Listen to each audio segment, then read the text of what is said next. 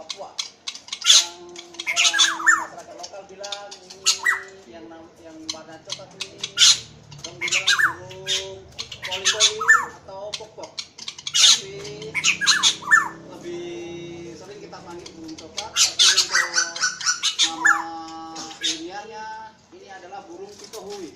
Di sini rekan-rekan Nusantara semua bisa melihat kicauannya burung pitohui.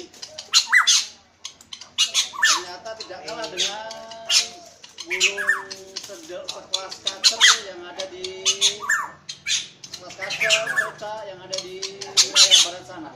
Inilah burung pitohui khas Papua. Ini teman-teman bisa perhatikan, dia punya gaya, dia punya suara. Iki baru ada sate kae.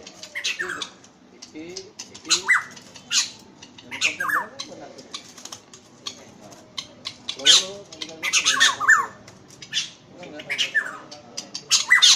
ae dhisik dhewe iki